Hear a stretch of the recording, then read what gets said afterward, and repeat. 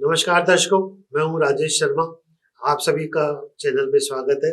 मैं आप सबको ले चलता हूं पंडित सतीश शर्मा जी के पास। अंतर्राष्ट्रीय वास्तुविद है, ज्योतिषी है और राजनीतिक विश्लेषक भी है।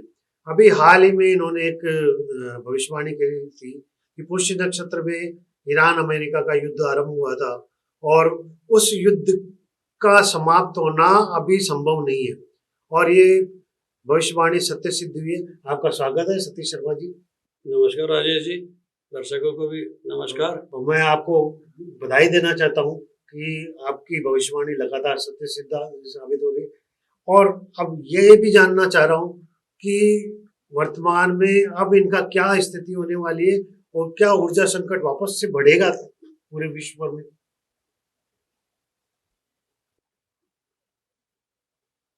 पुष्य नक्षत्र को नक्षत्र राज कहा जाता है। जितने भी शुभ मुहूर्त हैं पुष्य में निकाले जाते हैं।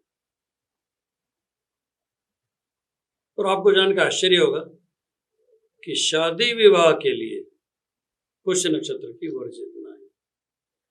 पुष्य नक्षत्र में शादी विवाह नहीं हो सकती। ब्रह्मा जी के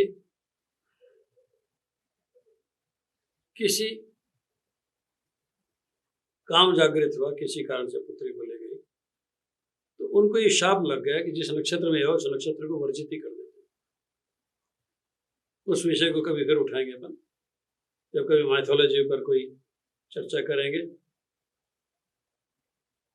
ऐसा लगता है शुरू में जब मैंने मुहूर्त निकाला युद्ध का 10:05 का, लग्न बदलने वाली थी, तो मुझे यह आश्चर्य हुआ कि जैसे किसी अच्छे ज्योतिषी ने मुहूर्त निकाला और पुष्य नक्षत्र में निकाला और एक कार्य सफल हो गया। और उसमें एक बात छुपी हुई थी कि शनि के नक्षत्र तो दीर्घ सूत्री होते हैं, देर तक चलाते हैं, कोई काम बहुत लंबा चलता है, स्थायी वृत्ति का हो जाता है। अरे अमेरिका तो सोच रहा था हफ्ते भर में पीट के आ जाएंगे, जैसे वेनेजुएला के राष्ट्रपति को उठा ले गए। अगर मुझे मुहूर्त निकालना होता इस युद्ध का तो पुष्य नक्षत्र नहीं चुना होता, क्योंकि अगर ये युद्ध लंबा चलता है तो निश्चित रूप से अमेरिका की हार है। अमेरिका इतना थक जाएगा, अमेरिका का इतना ज्यादा खर्चा होगा जिससे युद्ध की उपलब्धियां कम रहेंगी। तो स्थिति यह है कि अमेरिका भी रास्ते खोज रहा है युद्ध से कैसे वापस निकला जाए। बार बार युद्ध विराम कर देते हैं, बार बार युद्ध छिड़ देते हैं, 2-3 दिन आक्रमण करते हैं, फिर सेनाओं को कंसोलिडेट होने के लिए मौका देने के लिए कह देते हैं इतने दिन का युद्ध विराम है। अब आप देखिए, जिस दिन इराक से ईरान खमेनी का शव पहुंचा, उसी दिन भयंकर आक्रमण कर दिए 75 जगह, 80 जगह। तो मेरा ये कहना है कि अब परस्पर अविश्वास इतना बढ़ गया है कि कितना भी समझौता हो जाए, कितनी भी बैठक हो जाए, एक थाली में दोनों मिलकर खा लें तो भी युद्ध तो फिर बाद में टूटेगा ही टूटेगा। अब क्या वर्तमान स्थिति को देखते हुए दुनिया भर में ऊर्जा संकट वापस बढ़ने वाला है? देखिए, एक बात खतरा है। मैं आपके इस प्रश्न के जवाब की पृष्ठभूमि बनाता हूं एक और किस्से से। खामनेई के शव यात्रा में इतने लोग इकट्ठे हुए, संसार में तो अभूतपूर्व है। यद्यपि भारत में एक जनाजे में इससे ज्यादा लोग इकट्ठे हो चुके हैं, इसलिए रिकॉर्ड ईरान का नहीं है। अब गौर करें, जैन जी वाला चक्कर अमेरिका ने वहां चलाया था।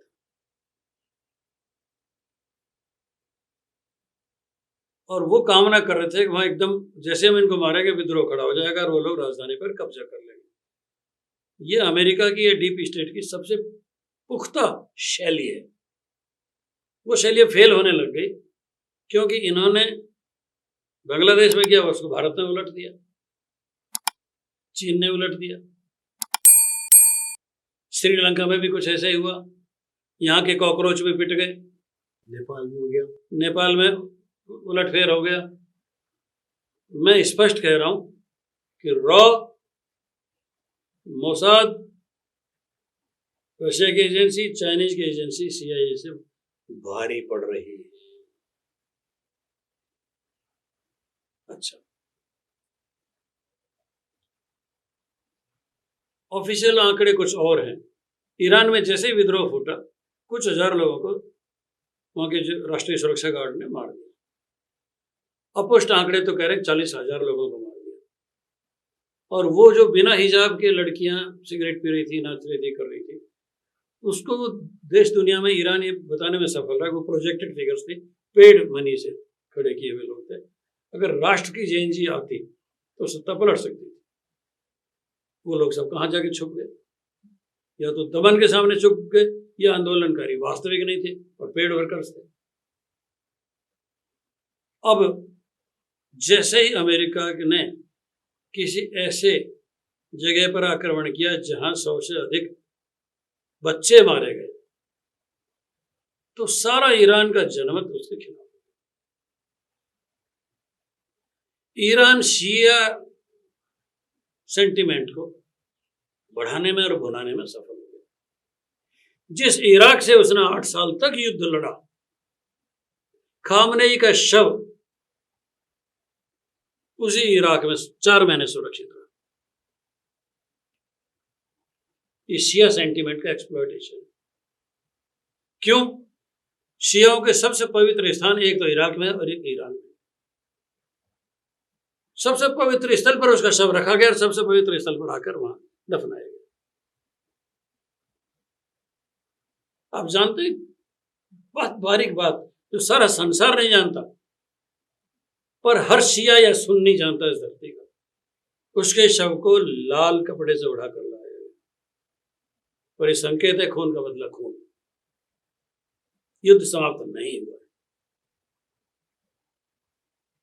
इसलिए हजारों किलोमीटर दूर आके हवाई जहाज से किसी राष्ट्र को नेस्तनाबूद करना आसान नहीं। अमेरिका को बहुत महंगा पड़ेगा। मैं इसलिए भी देख रहा हूं कि ट्रंप का खराब समय शुरू हो चुका। क्या आप जानते हैं कि यौन शोषण के कुल मिलाकर 18 मुकदमे ट्रंप के खिलाफ दर्ज हुए, जिनमें से 2 में उनको सजा मिली। सजा इस रूप में मिली कि जुर्माना, भारी भारी जुर्माना लगा के छोड़ दिया। 18 हो गए। सब जानते हैं पैसे दे के दबाएंगे, ट्रंप को पैसा दे के बाहर निकलना होता है, यह सब। पर अगर लाखों डॉलर दिए गए जिन्होंने शिकायत की उनको कोर्ट के आदेश से, तो ख्याति तो चली गई। दूसरा, अमेरिका के पूर्व राष्ट्रपतियों ने कहना शुरू कर दिया कि ट्रंप ने बहुत बड़ी गलतियां की और अमेरिका को खतरे में डाल दिया। तीसरा, अमेरिका के अखबारों में यह विवरण बहुत अच्छी तरह इन दिनों छप रहा है कि डॉलर पर फर्क आ रहा है और डॉलर का सत्ता ऐसे ही चलता रहा तो समाप्त हो जाएगी। अब अमेरिका के अखबार बोलने लगे और पूर्व शासक तो बोलने ही लगे। मध्यावधि चुनाव में क्या रहने वाला उनके? ट्रंप की हार होगी। ट्रंप की लोकप्रियता 20% से नीचे आ चुकी है। आपको याद हो, हमने एक वीडियो बनाया था जिसमें मैंने कहा था कि ट्रंप के ये 6 महीने शनि प्रत्यंतर के कारण बहुत खराब है। प्रबल मार्केश चल रहा है, और जब मार्केश लगता है तो मृत्यु हो या नहीं हो, मृत्यु तुल्य कष्ट होता है। अभी अभी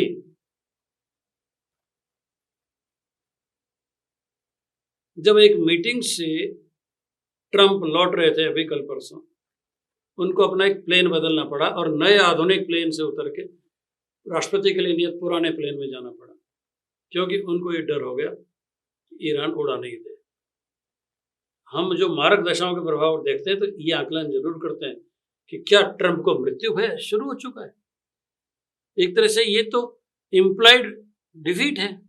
इसके मतलब उन्होंने मनोवैज्ञानिक दृष्टि से अपने अंदर हार मान ली कि मैं ईरान पर काबू नहीं पा रहा और ये कहीं मेरे को उड़ा नहीं दे। अमेरिका जैसे महाशक्ति के मन में अगर ये बात आए, वो तो बड़ा दावा करके चले थे कि हम हॉर्मुज़ जलडमरू मध्य को फ्री करा लेंगे। कहाँ कराया? इराक ने फिर धमकी दे दी ईरान ने। तो मैं पुनः उस बात पर आता हूँ ईरान के शासक कितने ही अत्याचारी हों, ईरान का राष्ट्रीय सुरक्षा गार्ड कितने ही खतरनाक हों, वो खामनेई की सभा में चाहे पश्चिमी देश कितना ही आरोप लगा लें कि उन्होंने अपने नगर निगमों के कर्मचारियों को बुला लिया था, परंतु इतनी बड़ी संख्या में जब शामिल हुए लोग और इराक से भी आए, और भारत जैसे देश ने भी अपने अधिकारी भेजे, चाहे प्रधानमंत्री ने गए उनकी बहुत खुशामदों के बाद भी। हालांकि इजराइल को नाराज होना चाहिए था, पर इजराइल से भारत की संधि बहुत बड़ी है।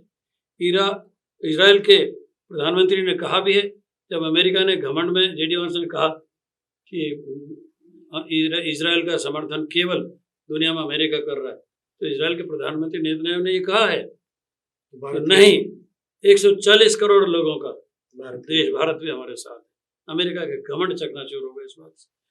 तो इजराइल की अगर भावना ये है, जबकि ईरान में खमनेई के शवदाह की क्रिया में उनको गाड़ते हैं, भारत के भी अधिकारी, एक राज्यपाल, उत्तराधिकारी और बड़े अधिकारी पहुंचे हैं, तो बात शेयर उसकी है कि ईरान ये भावना जगाने में सफल हो गए कि इराक जो कि शिया बहुसंख्यक है और ईरान पूरा शिया देश है, दुनिया के शियाओं एक हो जाओ, नहीं तो तुमको सुन्नियों से ही खतरा है। इस भावना को फैलाने में सफल हो गए, और जब ये बात आ गई है तो वो लोग मर जाएंगे, घुटने नहीं टेकेंगे। उन्होंने ये भी कहा कि आओ स्वागत है, एक भी अमेरिका यहाँ से जिंदा नहीं जाएगा। जैसे अमेरिका ने ये कहा ना कि हम तुम्हारे सबसे महत्वपूर्ण तेल क्षेत्र को बर्बाद कर देंगे, ईरान की तरफ से स्टेटमेंट आया, आ जाइए, यहाँ से एक भी आदमी जिंदा नहीं बचेगा। जब तक अमेरिका के 20-30 हज़ार सैनिक ईरान की धरती पर नहीं उतरेंगे, तब तक भू विजय अमेरिका नहीं कर पाएगा, और इसी तथ्य में ईरान की जीत है। इसलिए मेरा ये कहना है, ईरान हार कर भी जीत रहा है और अमेरिका बर्बादी करके भी हार रहा है। अर्थव्यवस्था के जवाब ट्रंप ही नहीं, ट्रंप के बाद जो आएंगे निश्चित रूप से दूसरे आएंगे, मध्यावधि चुनाव में भी, बाद में भी उनको भी देते रहना पड़ेगा। ये था अमेरिका और ईरान के युद्ध का विश्लेषण, भविष्यवाणियां। सभी दर्शकों को आग्रह है कि वे चैनल को सब्सक्राइब करें, लाइक करें। आप सभी का धन्यवाद। नमस्कार।